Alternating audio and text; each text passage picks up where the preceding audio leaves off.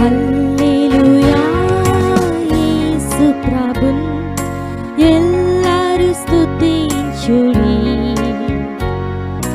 వల్లభుని చర్యలను తిలకించి స్తుతించుడి. Praise the Lord. దేవునికి స్తోత్రం కలుగును గాక. చేరువచ్చిన ప్రియులందరికీ కూడా ప్రభువైన యేసుక్రీస్తు వారి ప్రశస్తమైన నామములో వందనాలు తెలియజేస్తున్నాను.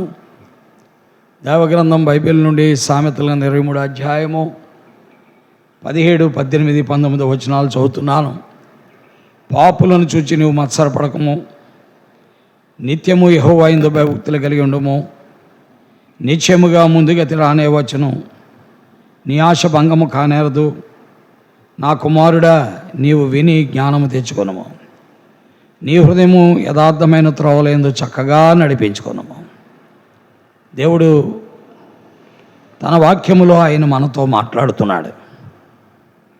మనము ఆయన చెప్పిన మాట విని జ్ఞానం తెచ్చుకొని మన హృదయాలను దేవుని యొక్క త్రోవల్లో యథార్థంగా నడిపించుకోవాలి. అది దేవుని యొక్క అభిలాష. కాబట్టి ఆయన మాట వినాలి, జ్ఞానం తెచ్చుకోవాలి, యథార్థమైన త్రోవలందు నడిపించుకోవాలి. అలాంటప్పుడు చుట్టూ ఉన్నవారిని మనం చూస్తాం. అందుకే 17వ వచనంలో అన్నాడు, పాపులను చూచి మత్సరపడకు. దేవుని మాట వినని వారు, దేవుని జ్ఞానాన్ని తెచ్చుకోని వారు, యథార్థమైన త్రోవలందు నడవని వారు అభివృద్ధి పొందుతూ ఉంటారు, వృద్ధిలోనికి వస్తూ ఉంటారు. అప్పుడు మనం వారిని చూచి మత్సరపడతాం. అయితే మత్సరపడకుండా ఏం చేయాలి? నిత్యము యెహోవా యందు భయభక్తులు కలిగి ఉండాలి.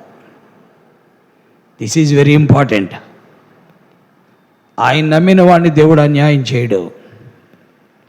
ఆయన్ని నమ్ముకున్న వాడిని కానీ, ఆయన మీద ఆధారపడిన వాడిని కానీ, ఆయన వైపు చూచిన వానికి కానీ దేవుడు ఎప్పుడూ అన్యాయం చేయడు. కాబట్టి మనము ఆయన మాట వింటున్నామా లేదా, జ్ఞానము తెచ్చుకుంటున్నామా లేదా, ఆయన త్రోవలందు యథార్థంగా నడుస్తున్నామా లేదా ఆలోచించుకోవాలి. పాపులను చూచి మత్సరపడకూడదు, ఆయన యందు భయభక్తులు కలిగి ఉండాలి. అప్పుడు ఏం జరుగుద్ది? 19వ వచనం, 18, నిత్యముగా ముందుగతి రానే వచ్చును, నీ ఆశ భంగము కానేరదు. నీ కోరికను సిద్ధింపజేసి నీ ఆలోచన యావత్తు ఆయన సఫలపరుస్తారు. కాబట్టి దేవుని వాక్యం వింటున్న ప్రియులారా, దేవుని యందు భయభక్తులు కలిగి ఉండేట నేర్చుకో. ఆయన మాట విను, జ్ఞానం తెచ్చుకో. నీ హృదయాన్ని యథార్థమైన త్రోవలందు నడిపించుకో. ఆయన నీ ఆశ భంగము కానేరనివ్వడు. తప్పక నీకు మేలు చేస్తాడు. ఆయన నిన్ను విడిచిపెట్టేవాడు కాదు, నీకు దూరంగా ఉండేవాడు కాదు. విశ్వసించు, ప్రభువు నందు నమ్మిక ఉంచు, ప్రభు వైపు చూడు. దేవుడు నిశ్చయముగా నీకు సహాయం చేస్తాడు. దేవుడి మాటలు దీవించుగాక. ఆమెన్. ప్రేమలిన తండ్రి, పరిశుద్ధులైన నమ్మకమైన మా దేవా, నీకు వందనాలు. నీ మాటలు ముద్రించి ప్రజలకు మేలు చేసి వారు మన ఎత్తున వెలిగించి రక్షించుకోండి. వారిని నీ వైపు త్రిప్పుకోండి, నీ కార్యం జరిగించుకోండి. మీరే మహిమ, ఘనత, ప్రభావాలు పొందమని మీ చేతులకు వారిని సమర్పిస్తూ యేసుక్రీస్తు వారి అద్వితీయ నామములో స్తోత్రించి కీర్తించి ఆరాధిస్తున్నాను తండ్రి. ఆమేన్. Praise Lord. దేవుడు మిమ్మల్ని